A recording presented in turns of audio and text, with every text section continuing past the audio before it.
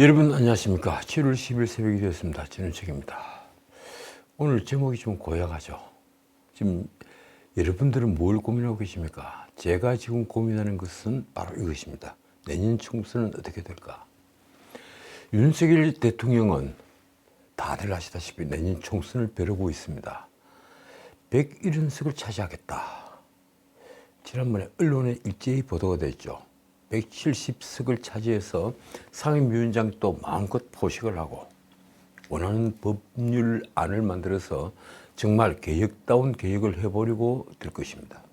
그러려면 현재 선거법이 바뀌지 않는다고 봤을 때 수도권 121석 중에 몇 석을 얻어야 할까요? 대충 계산을 해봐도 적어도 80석입니다. 그러나 그건 지금 국민의힘으로서는 불가능한 꿈입니다. 놀랍게도 이 집권 여당인데도 지금 국민의힘은 수도권에서 당협위원장이 없는, 그러니까 4고 지역 당협을 메꿔줄 인재조차 찾지 못하고 있습니다. 기껏 거론되는 인재들은 아주 노회한 정객들의 빌부터 설치거나 아니면 라디오와 TV에 정치 평론을 한답시고 어디서 주워들은 얘기들을 떠들어대는 정치 지망생 청년들 뿐입니다.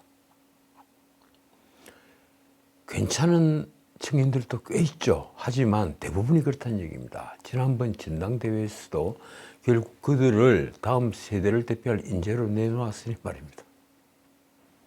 그게 과연 대중들에게 통할 것으로 보십니까? 지난 총선에서 김용호가 내놓은 이른바 수도권 청년 벨트 인재들이 누구였습니까? 그 선거에서 폭망했습니다.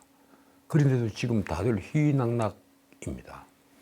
제가 하나만 묻겠습니다. 당대표 이재명부터 검찰 수사와 매주 두세 번 이제 재판을 받아야 하는 사법 리스크에다가 그리고 돈 봉투 사건에 얽히던 국회의원이 20명이나 되고 또 초선 김남국이 국회 회의 중에 코인 거래를 하는 바람에 도덕성에 문자 그대로 치명상을 입은 민주당과 그리고 지금 집권 여당인 국민의힘 중에 어느 정당에 국민의 기대가 쏠려야 정상입니까? 당연히 국민의힘이겠죠. 그런데 그렇지 않습니다. 여론조사마다 두 당의 지지도는 들쭉날쭉합니다. 그런데도 국민의힘은 여유만만합니다. 결국 이러다가 국민의힘은 전직 의원들, 그리고 고위 관료들, 검사들, 그리고 토 세력들을 마치 스타라면서 내놓을 것입니다. 온실속 화초들이죠. 책상 물림들입니다. 들판에서 거친 바람을 단 한 번도 맞아보지 못한 온실속 화초들이라는 얘기입니다. 쇼윈도에 겉만 번지르르 할 뿐 썩어 빠진 과일들만 진열하는 상점처럼 말입니다. 그렇지 않다면 이 판국의 당 지도부가 미국으로 외유를 즐길 틈이 어디 있겠습니까? 물론 외유는 아닐 겁니다. 당대표 김기현은 5박 7일간 방밀정으로 어제 출국을 했습니다. 제가 김기현 대표를 잘 아니까 이런 고언을 드리는 겁니다. 윤석열 대통령의 나토 서밋, 나토 정상회의 일정과 묘하게 겹치는 일정입니다. 출국 목적은 물론 외유는 아닙니다. 한미동맹 강화를 모색한다면서 한미 간의 의회 외교를 복원하고 워싱턴선언 후속 조치를 논의한다는 것입니다. 아주 걸뜻하게 적었더군요. 어쨌든 여당 대표 자격으로서는 8년 만의 출장입니다. 그렇다면 예정된 일정은 무엇일까요? 한번 살펴볼까요? 10일 워싱턴 DC에 도착한 직후에, 이건 미국 시간입니다. 10일 워싱턴 DC에 도착을 하면 한국전 삼전용사 기념비 헌화를 합니다. 재외동포들과 정책 간담회가 또 있습니다. 11일에는 커드 캠벨 미국 안전보장회의, 그래 NSC 인도태평양 조정관, 그리고 상원 외교위원장을 비롯한 상하원 친한파 의원들과 연쇄 회동을 합니다. 그 다음 미국 싱크탱크 한반도 전문가와의 간담회도 합니다. 12일에는 미국 국무부 관계자들과 간담회를 가진 뒤에 워싱턴 보훈병원을 방문하고 한국 기업인 간담회를 마친 뒤에 뉴욕으로 이동합니다. 그러니까 워싱턴 DC에 있는 동안에 장차관급 인사와는 만날 계획이 없는 것입니다. 미국의 정책을 좌지우지하는 이들과 만나지 못한다는 얘기입니다.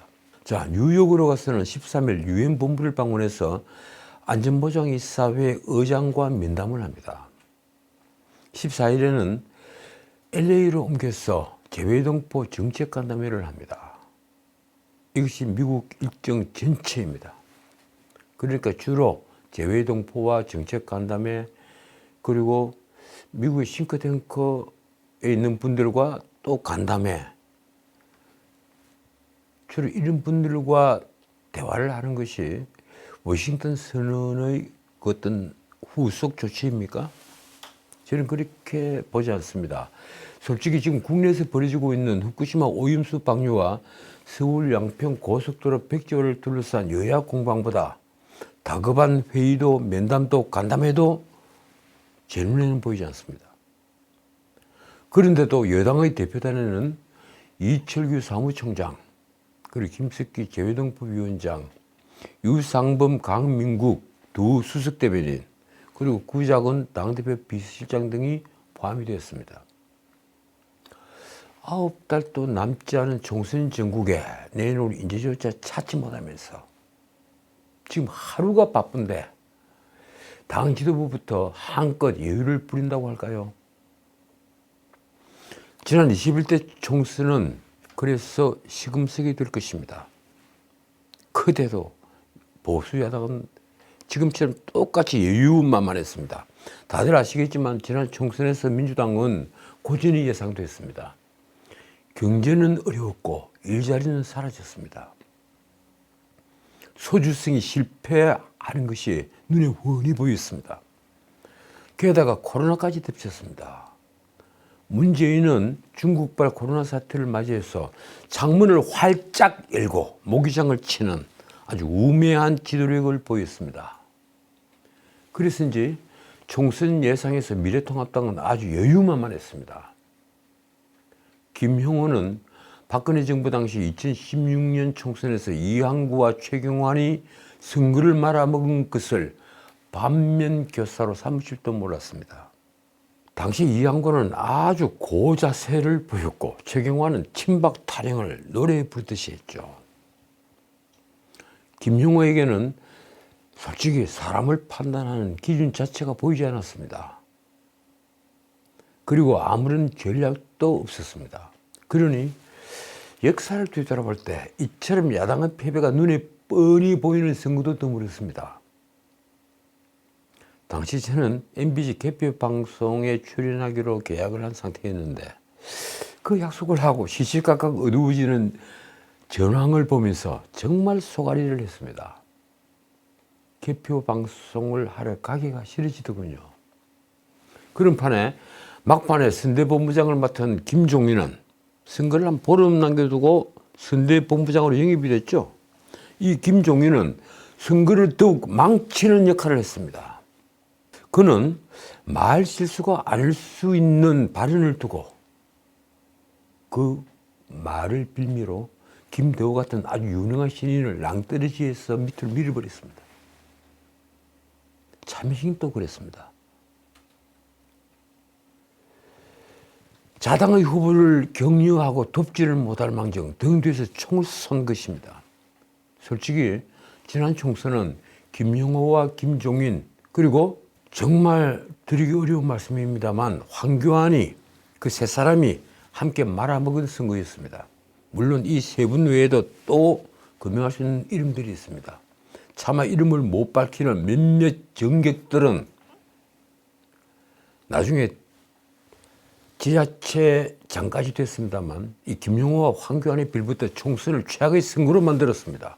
그런 장본인들이 있습니다.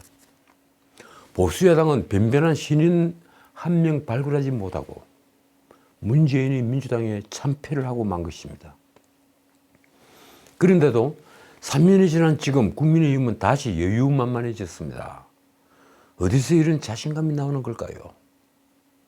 지금 서울 양평 고속도로 그리고 후쿠시마 원전 오염수 이런 것이 문제가 아닙니다. 문제는 9개월 뒤에 닥치는 총선입니다. 그 총선의 상대는 지옥에 떨어져도 다시 살아 돌아올 전투력을 가지고 있는 민주당인데 말입니다. 집권 여당이 이처럼 여유를 부리려면 경제라도 잘 돌아가야 합니다. 그런데 문재인 정권이 워낙 엉망진창으로 만들어 놓은 바람에 지금 우리 경제는 회복을 못하고 있습니다. 전 세계가 경제 성장률 전망치를 상향을 하고 있는데 대한민국만 지금 계속 하향을 하고 있습니다.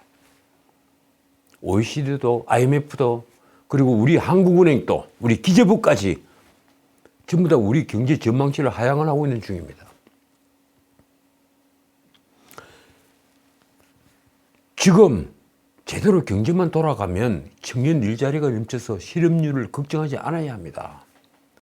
여기저기 창업이 일어나고 투자, 생산, 소비가 선순환을 일으켜서 사회에 활기가 넘쳐나야 합니다. 범죄는 줄어들고 사회는 안정되어서 길거리에 활기와 웃음이 보여야 합니다. 그런데 그렇지 않습니다. 거리는 여전히 잿빛입니다. 청년 체감 실업률은 여전히 25%를 웃돕니다. 이러니 미래에 희망이 없습니다. 놀랍게도 전 세계가 경제 회복의 시간을 보내는 지금 우리는 말씀드렸다시피 올해 성장률 전망치를 다시 낮췄습니다. 일주일 전 정부는 올해 성장률 전망치를 두고 갈등을 하다가 1.6%에서 1.4%로 하향 조정을 했습니다. 그러니까 작년 2.2%를 예상을 했는데 올 초에 계속 낮춰서 1.6%로 낮췄고 드디어 1.4%로 하향 조정을 한 것입니다. 1년을 이미 절반이나 보낸 지금 말입니다. 정부가 2023년 하반기 경제 정책 방향에서 올해 경제 성장률 전망치를 1.4%로 다시 낮춘 것은 국내외 주요 전망치 가운데 한국은행과 더불어서 가장 낮은 수준입니다. 한 달 전이죠. 경제협력개발기구 OECD와 그리고 지난 5월 달에 한국개발연구원 KDI가 그리고 또 지난 4월에도 있습니다. 국제통화기금 IMF가 제시를 한 올해 우리나라 성장률 전망치 수준치는 1.5%였습니다. 그런데 한국은행과 기재부가 그것보다도 0.1%포인트가 더 낮은 1.4%를 제시한 것입니다. 정부가 밝힌 하향 조정 배경은 아주 간단합니다. 상반기 흐름이 애초 예상보다 좋지 않았다. 결과론으로 말을 한 거죠. 기재부 방기선 1차관은 6월 30일 사진 브리핑에서 이렇게 말했습니다. 수출 등에서 당초 생각보다 좀 떨어진 부분이 있어서 객관적으로 평가를 한 결과가 1.4%다. 솔직히 1.5%로 하려니 연말 돼서 또 낮춰야 되지 않을까 걱정이 됐겠죠. 지난해 12월 4.5%로 예상을 했던 올해 수출 감소율은 이번 전망에서 무려 6.6%로 확대되었습니다. 그런데도 기획재정부는 이번 전망에서도 이른바 상저하고 입장을 유지를 했습니다. 상반기에는 낮지만 하반기에는 상승한다. 이 입장을 그대로 유지를 한 것입니다. 올해 상반기에는 0.9% 성장이 크셨죠. 근데 하반기는 반도체를 중심으로 수출 회복을 해서 1.8%로 크게 반등해 연간 1.4% 성장은 가능하리라는 기대입니다. 그런 정부의 기대는 계속됩니다. 내년에는 경기 회복이 본격화하면서 2.4% 성장할 것이라는 전망을 내놓은 것입니다. 아마 내년 전 세계는 3.8%에서 4% 가까이 성장을 하리라는 게 세계 경제 기구들의 예측입니다. 그런데 우리는 그래도 2%를 넘는다고 다시 희망을 갖고 있는 겁니다. 그렇게 되면 취업자 수는 애초 예상보다 훨씬 큰 폭으로 늘어날 것으로 예측을 합니다.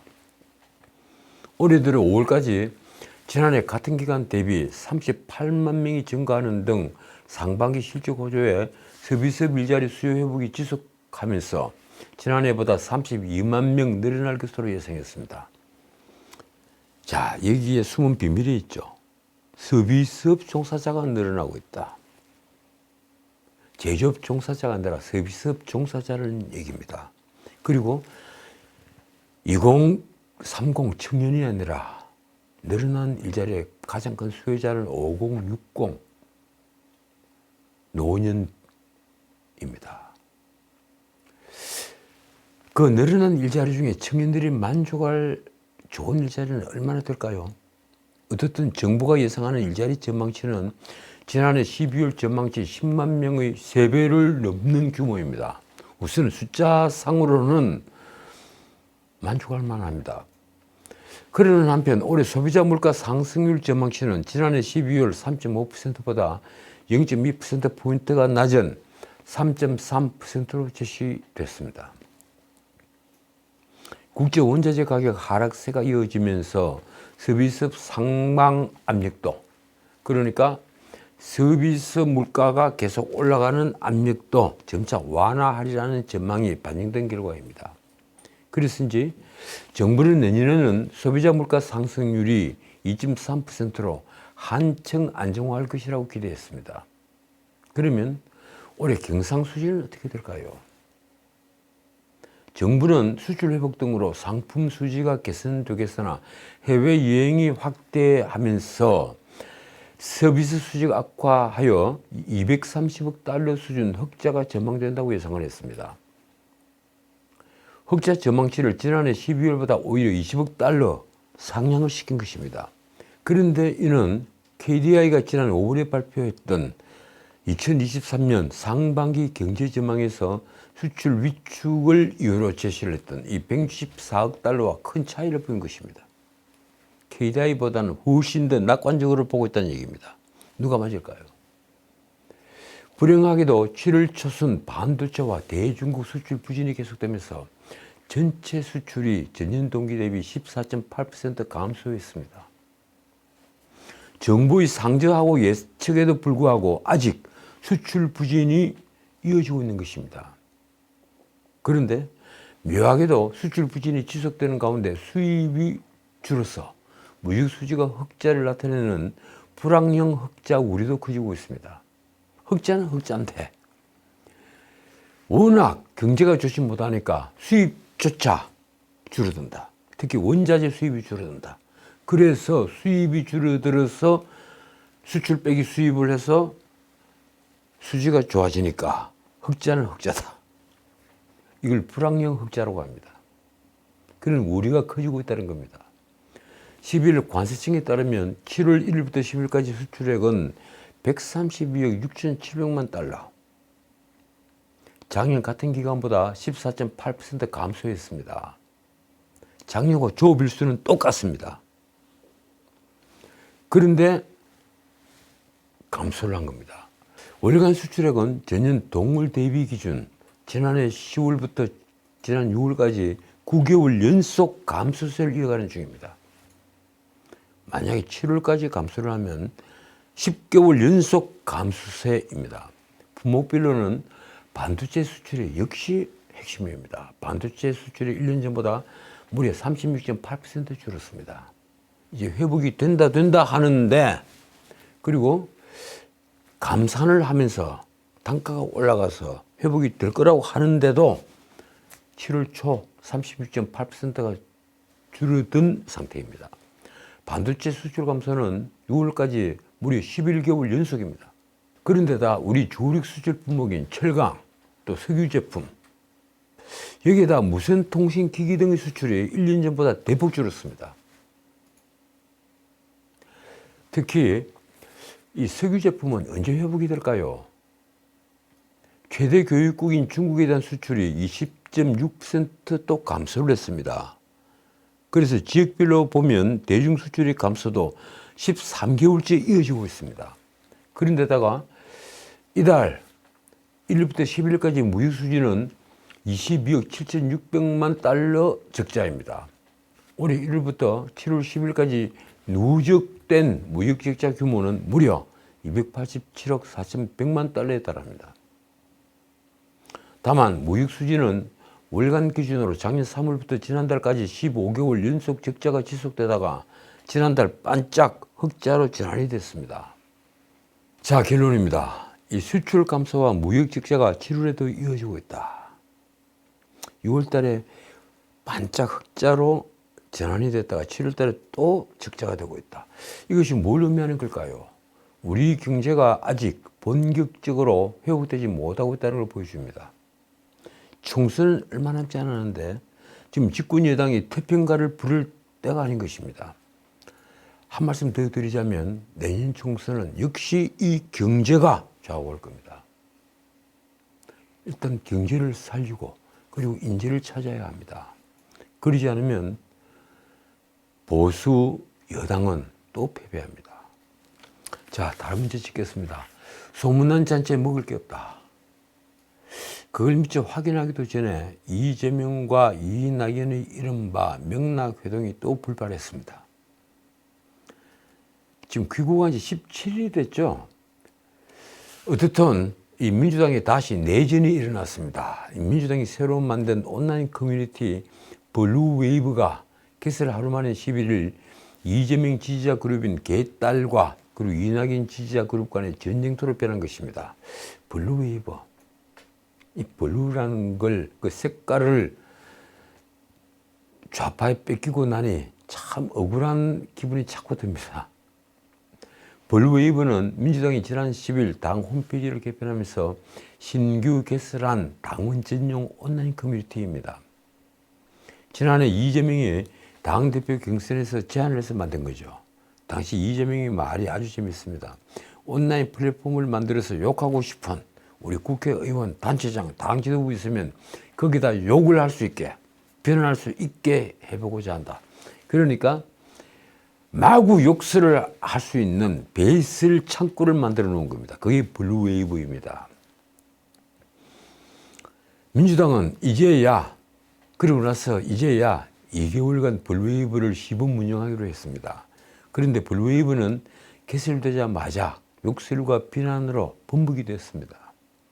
마음 놓고 욕설을 하라고 하니까 번복이 된 겁니다. 언론이 소개한 대표적인 예로 이런 글이 있습니다. 낙지 제철인 가을이 기대됩니다. 낙지는 역시 탕탕 쳐서 먹어야 제맛입니다. 이 낙지가 누군지 아시겠죠? 이낙연 전 대표를 개딸들이 낙지라고 부르는 겁니다. 이빨 빠진 낙지 주변에 다 떠나고 성남 오이지 한 명 남았다며. 참 재밌는 표현입니다. 어느 당원은 이낙연에게 노골적인 적대감을 표현했습니다. 그는 이낙연의 4가지 업적이라면서 검찰개혁 방해, 언론개혁 방해, 윤석열 총장 탄핵 방해, 그리고 추미애 사퇴 종용, 이 4개를 제시했습니다. 그들은 이런 표현까지 쓰고 있습니다. 똥파리들아, 너가 연희랑 놀라. 연희랑. 낙달들은 너그 연이 관짝 들어갈 때 꽃까지 들어가길. 참 섬찟한 표현입니다. 그 반대로 또 이재명을 겨냥한 글도 있습니다. 안은 썩었는데 옷만 갈아입는다고 이재명을 사퇴하고 비대위를 설치하라. 이재명 대표님이 문제인데 당 게시판만 바꾸면 뭐하나. 참 재미있는 이 싸움이 벌어지고 있습니다. 어쨌든 이재명, 이낙연이 당초 11일 저녁 식사를 겸해 만나기로 했는데 그 명락회동은 취소가 됐습니다. 소문난 잔치였는데 저는 일찍이 다른 방송에서 그런 얘기를 했습니다. 소문난 잔치에 먹을 게 없습니다. 왜 그런지 아십니까? 비명계가 원하는 것은 딱 하나입니다. 이재명이 물러나야 한다. 근데 이재명은 절대 물러나지 않습니다. 그러니 명락회동을 해본 데는 무슨 소용이 있겠습니까? 어제는 아까 말씀드린 대로 이낙연이 미국에서 귀국한 6월 24일부터 17일째 되는 날이죠. 이재명은 이낙연 귀국 이튿날 백지장도 맞들이야 할 시국이어서 모두가 힘을 합쳐야 한다고 했습니다. 이낙연을 품에 안아보자 이런 생각이었겠죠. 그런데 이낙연은 쓴소리부터 내놨습니다. 7월 2일 광주에 가서 한 말이 이렇습니다. 민주당이 중요한 역할을 해야 하는데 많이 미흡하다. 말하자면 두 사람의 갈등은 여전한 것입니다. 민주당에서도 당장 총선 승리에 필요한 혁신안이 있을 리가 만무합니다. 이재명이 혁신이란 걸 띄우고 있지만 그건 비명계 반발 의식에서 방패용으로 내놓은 친명 호위 부대에 지나지 않습니다. 그러니 이낙연이 보기에 단 하나의 해법인 이재명의 이선 후퇴가 이루어질 까닭이 없는 것입니다. 이러니 아까 말씀드렸다시피 블루웨이브에도 두 사람의 회동에 반대하는 목소리가 보였습니다. 한 당원은 이재명 대표가 총선 때까지 이낙연을 만나지 말라며 수박들을 갈라치게 해야지 다시 받아들이는 전략을 쓰면 안 된다고 말했습니다. 이재명이 낙지를 만나는 순간 탈당이라는 글도 있습니다. 이 낙지가 누군지는 아까도 말씀드렸죠. 어쨌든 양측은 예정했던 만찬을 오후 4시 30분쯤에 갑작스럽게 취소했습니다. 기자들만 우왕좌왕했죠. 명분은 수도권 일대 호특보가 확대를 했다는 것입니다. 그런데 그뿐일까요? 양측은 일단 일주일 뒤로 회동을 미뤘습니다. 어떻든 언론은 두 사람이 회동을 하면 후쿠시마 오염수 방류 등 현안에서 협력적인 메시지를 낼 것으로 전망을 했지만 그런데 그것으로 양측의 갈등이 봉합될 가능성은 솔직히 전무합니다. 지금 민주당이 보이고 있는 난맥상은 이재명 사법 리스크가 발언지이기 때문입니다. 이낙연은 아까 말씀드렸지만 지난 2일 광주에서 민주당이 국민 기대에 많이 미흡하다고 말을 한 바 있습니다. 그러면서 한 말이 이렇습니다. 혁신은 민주당 눈높이가 아니라 국민의 눈높이에 맞아야 한다. 혁신의 핵심은 도덕성 회복과 당내 민주주의 활성화다. 그렇습니다. 이 혁신의 핵심은 도덕성 회복이다. 누굴 두고 그런 얘기를 했겠습니까? 이 말을 이재명을 비판한 말로 해석하지 않을 사람은 민주당 내에 아무도 없습니다. 자, 이런 판에 2021년 민주당 전당대회 도움봉투 사건을 수사 중인 서울중앙지검이 도움봉투 수수자로 지목된 민주당 현역 의원을 20명으로 특정했다는 사실이 밝혀졌습니다. 검찰은 이미 20명의 명단을 쥐고 있다는 얘기입니다.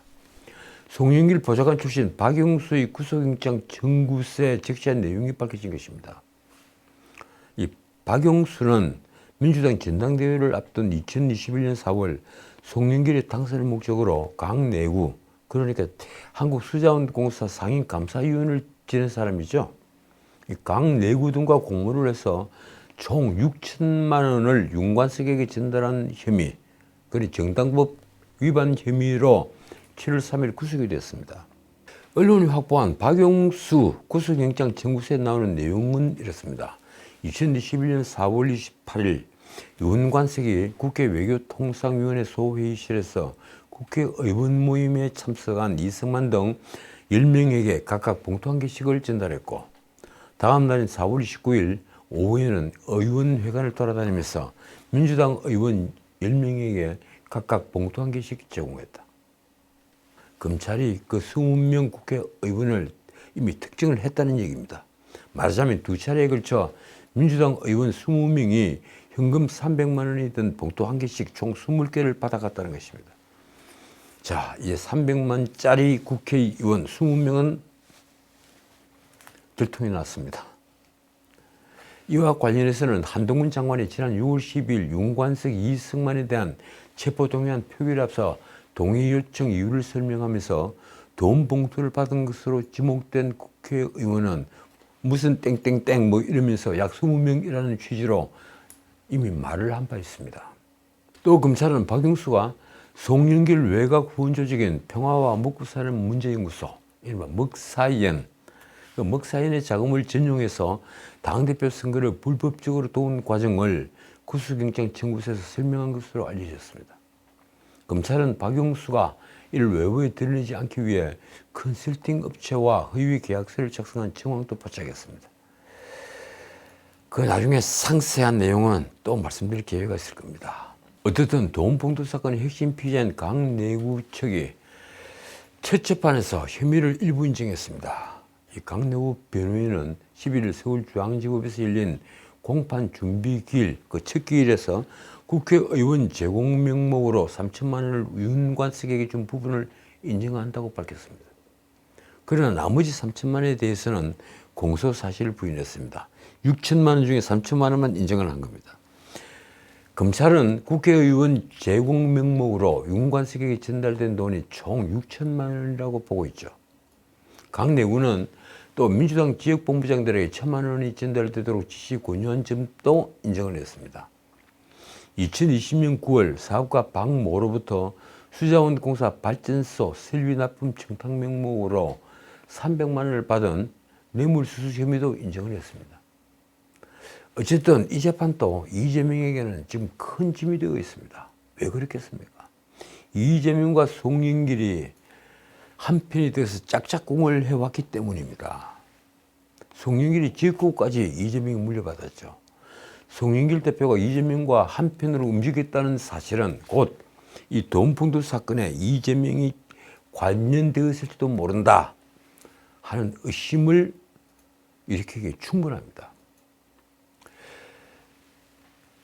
자, 다음 얘기입니다. 오염수 괴담 선동단체가 광우병 때와 80% 일치한다. 어제 아주 놀라운 뉴스가 나왔습니다. 국민의힘 시민단체 선진화특별위원회.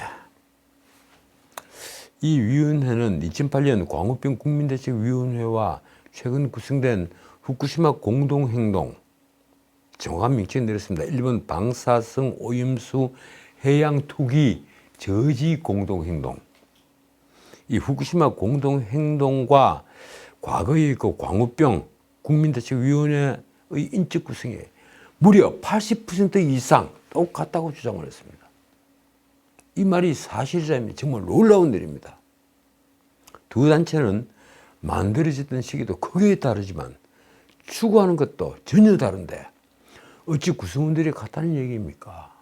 그렇다면 보수 정권에 반대한다는 암묵적인 목적이 더 중요한 단체에 있다는 얘기가 됩니다. 국민의힘 특위위원인 민경우 대한인대 공동대표.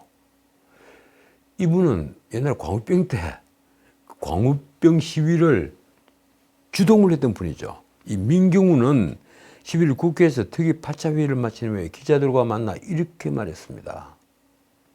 2008년 광우병 국민대책위원회 그리고 2023년 후쿠시마 공동행동은 15년의 시간 간격이 있는데 사실상 인적 조직적 구성이 같다. 주관적일 수 있지만 80% 이상 일치한다고 본다. 솔직히 양측 사진을 보면 제가 아는 두세 분이 그대로 있습니다. 저도 잘 아는 분이 말입니다.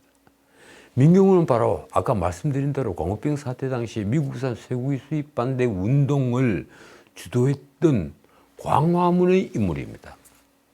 그 민경우의 말이 이렇습니다. 후쿠시마 공동행동과 비교하면 2002년 미군 장갑차 여중생 신효순, 신미선 이 살인사건 범국민대책위원회는 27개. 그리고 효순이, 미선이 그 범국민대책위가 27개. 그리고 한미 FTA 저지 범국민운동본부, 그 반 FTA 운동본부가 21개. 그리고 광우병 대책위는 195개가 일치한다. 정말 놀라운 일입니다. 그러면서 이 말씀드린 4개의 그 시위에 모두 참여를 한 단체는 진보연대 계열과 그리고 참여연대 계열을 포함해서 총 16개라고 했습니다. 특위위원장 하태경도 이렇게 말했습니다. 광우병 때 미국 치매 환자 500만 명 중에 25만에서 65만 명이 인간 광우병이라고 선동을 한 사람들이 아무런 반성 없이 또 사회적인 난동 수준에 가까운 괴담 선동을 해오고 있다. 민경우는 이전 시위들보다 최근 오염수 방류 반대 시위에서 정치권의 개입도가 더 커졌다고도 지적했습니다. 이것도 굉장히 중요한 문제입니다. 광우병 대책위는 민간이 주도를 하고 정치권은 그 역할을 못한 반면에 후쿠시마 공동행동은 정치권이 주도한다는 것이 차이점입니다. 그러니까 지금 후쿠시마 방류 반대하는 시위는 정치권에서 주도를 한다. 말하자면 민주당이 주도를 하고 있다는 얘기입니다. 하태경도 당시 주력 시민단체가 민주당으로 넘어와서 민주당 자체가 이제는 괴담 시민단체가 됐다고 말했습니다. 자, 오늘은 내용이 너무 길어서 여기서 줄이겠습니다. 서울 양평 고속도로 문제는 다음에 또 짚도록 하겠습니다. 그런데 그 서울 양평 고속도로를 두고 오간 공방도 사실 굉장히 치열해졌습니다. 민주당은 2년 전 자신들도 강화 IC를 요구했다는 게 드러나자 이런 식으로 정부 여당을 공격했습니다. 김민석의 말이 이렇습니다. 윤석열 정부는 처가 땅 종침을 원한다. 일관된 답정 처가다. 이것이 심플한 본질이다. 그러면서 이렇게 말했습니다. 원희룡의 벽지화는 하루짜리 국면 전환 쇼였다. 대통령이 직접 답하라. 참, 이 정도면 의심병이 도졌다고 할까요?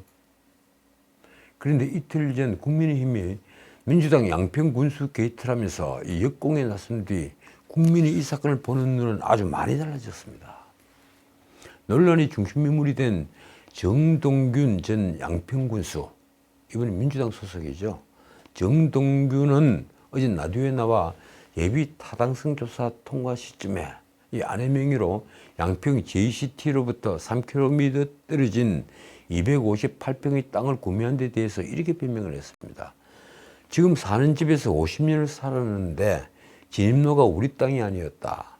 몇 년 전부터 옆에 살고 있는 할머니가 이를 구매해 달라고 했는데 돈이 없어 못하다가 올겨울에 지금 살고 있는 집의 마당을 산 것이다. 그게 하필 그때였습니까? 정말 몇십 년 남의 땅을 밟고 다녔는데 이제 돈이 있어서 그 땅을 3억이 넘는 돈을 주고 사들인 것입니까? 어쨌든 진실은 아주 평범한 곳에 있습니다. 저는 그 진실을 믿습니다. 지금까지 전우식이었습니다.